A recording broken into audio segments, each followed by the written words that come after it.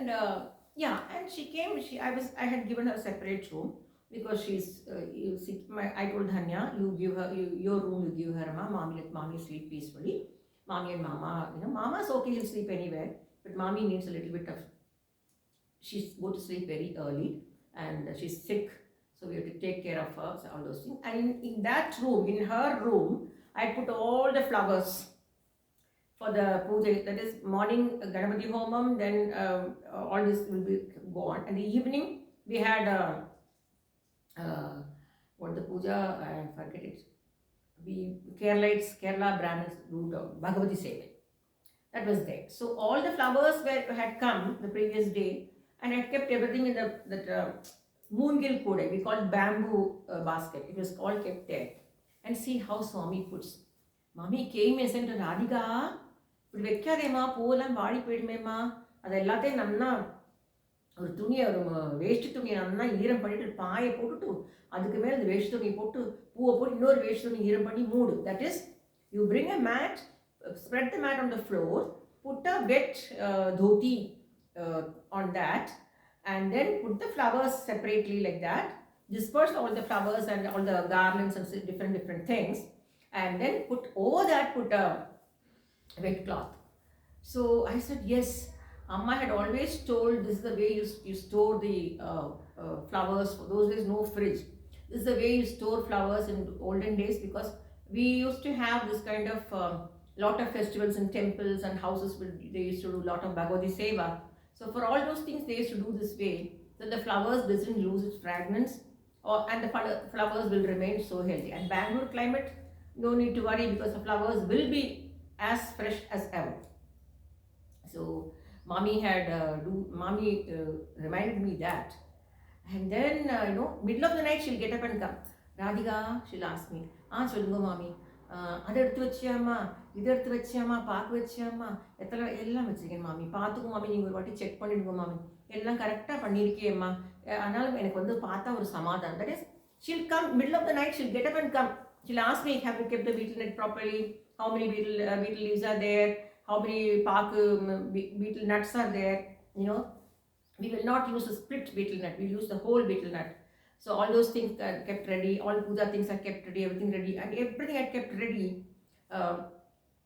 that way. And then she said, Mom, she's telling at 10:30, and lot of guests were coming. We were in that house, telling the cook to do this, that, everything. We are putting lights and everything. Myself and my husband, we are there.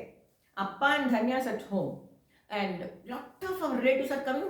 My daughter is making dosa for them, chutney, sambar, everything she's making for everybody. They're all very happy. And by the time I reached home, it was around 10:30. And then mommy asked me, Mom, Radhika, naikku yaar kolam poda pora? I said, how can I go and ask everybody, can you do kolam, can you do kolam? They should come forward, right? I don't have the habit of asking somebody to go and put kolam, because I myself, just march into the place and say, I will put kolam for you. That's my character. My amma was like that. So I said, mommy, நான் தான் போனோம், உங்களால் இங்கே வந்த கெஸ்ட்டுக்கெல்லாம் சாப்பாடுலாம் ஆச்சா, படுத்துட்டாலாம் பார்க்க, have you all got the places, pillows, everything? Have you got everything, blankets? Very cold, January, very cold. So, are everybody happy? Did Dhanya give you all food? So I came to check. So she told me, I will come and put the kolam. I said, yes, mommy. Then I told my husband, no, it's not fair, because she is a diabetic patient, she's got heart problem. She cannot bend and put our Brahmin kolam will be like huge. She cannot put kolam by bending like this for hours. It's not fair. No, she should go back to Pune, hale and hearty. We should not trouble her. Don't worry, Srinivas. We'll go again by 2 o'clock and I will start putting the kolam. By the time Vadiyar comes by around 3 o'clock for the Ganapati Homam, the kolam will be ready. So my husband also said, okay, kolam padila eduthuko, arishimala eduthuko, marandu pida. So everything is packed in the van, and that time we had a blue van. So I put everything in the van, and then we are going.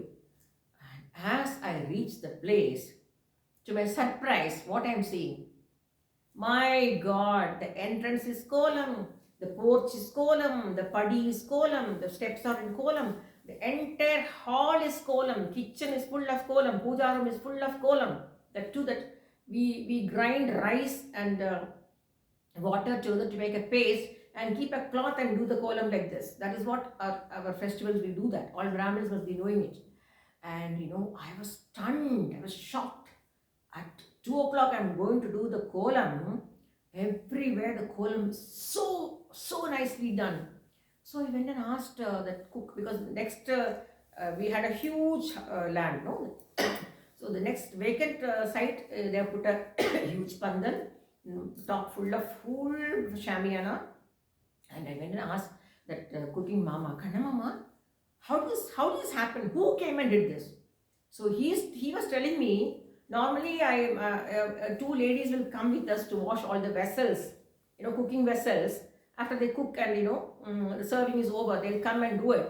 And what happened was, that lady was telling me that place is so vacant, the place is very vacant and very cold, and she couldn't sleep. And they have to clean all the vessels and give to mama, because breakfast, everything mama is doing there only. Their only cooking is done. So that lady asked, I believe, Kanna mama, in Tamil, Kanna mama, நான் பேசாம கோலம் போட்டுட்டோமா, நிறைய மாவு இருக்கு, அரிசி மாவு இருக்கு, நான் பேசாம கோலம் போட்டுட்டோமா. So she has mixed this thing in the அரிசி மாவு, the rice flour in the grinder, and she has made in the மாவு, and she put all the coal. Can you believe? So yes, don't you feel Swami has defended me there?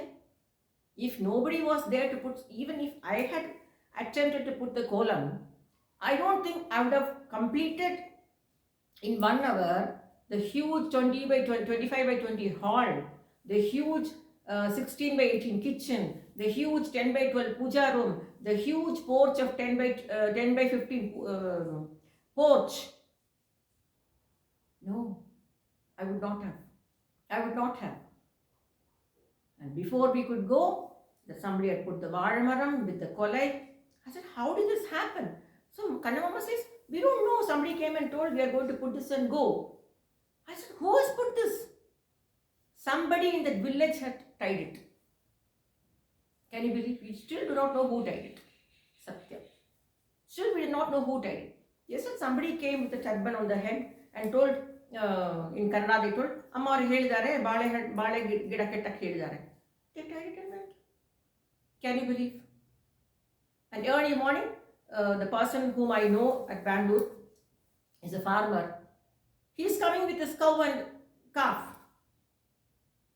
Can you believe? So, yes, Swami has defended me everywhere. But today, I have all my apologies to Swami for even doubting Swami. Will Swami do it? Will Swami not do it? Who am I to question him? If I deserve a piece of land, Swami will see that it will happen. If I don't deserve a piece of land, I will not get it. That Swami will decide. That Swami, and whatever Swami has decided, because I am still particular that wherever I see a land in the outskirts of Karnataka, the way I saw Swami standing in Raikote land, even though it was too far to all the people's talk. See, in cities, you travel 3 kilometers, 4 kilometers, 10 kilometers in a car. You don't even know how many kilometers you're traveling.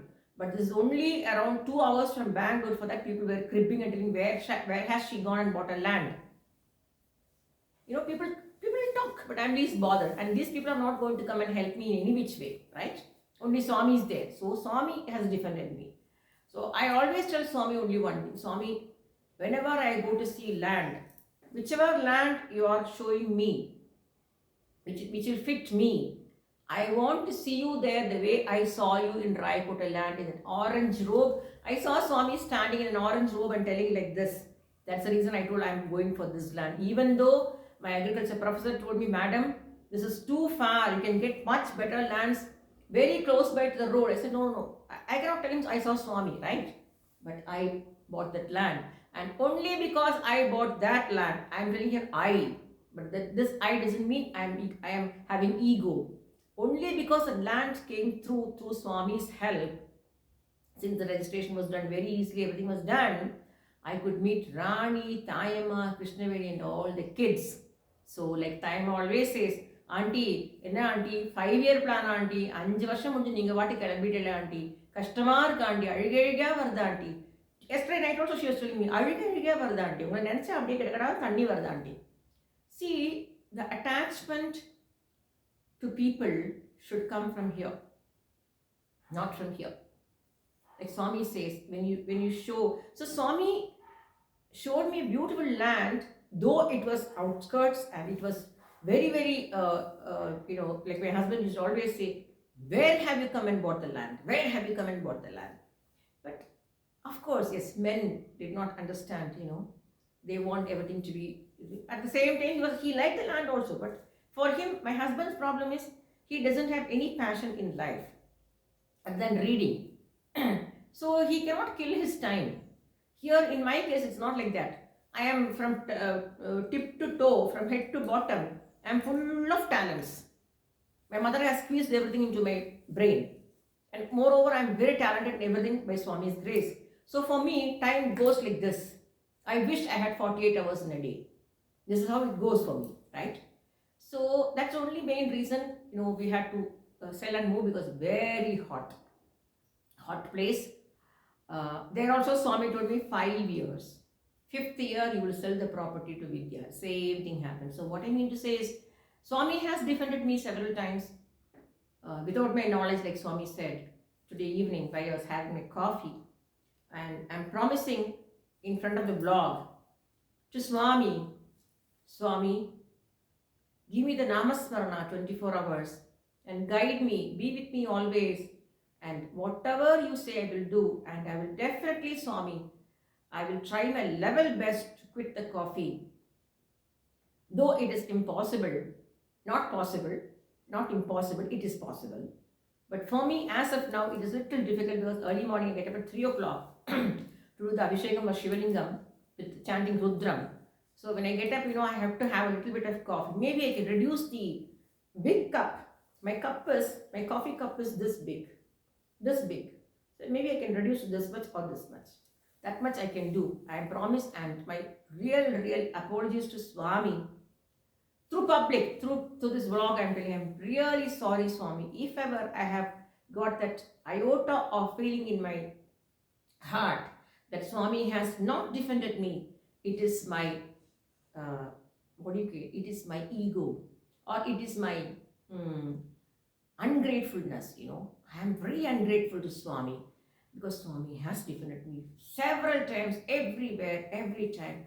And Swami has never allowed me to be feeling lonely. Though most of my young days, I have lived alone, with the husband traveling around 28 days a month, managing 2 kids, taking them to school, all the things. I have managed everything on my own. But I don't know, I have somehow managed everything, and still I am managing at 65 years, I am managing everything solo. It's all because of Swami's grace. And again, I have to say here, emphasis, I have to stamp it and say, it's all because of my mother's upbringing. Amma, you brought me up like a gold. You always told me gold has to go through a lot of hammering, then it becomes a jewel. You have made me a small jewel, so I still feel I have to get more hammering so that I become better jewel in life before I die. Sai Ram.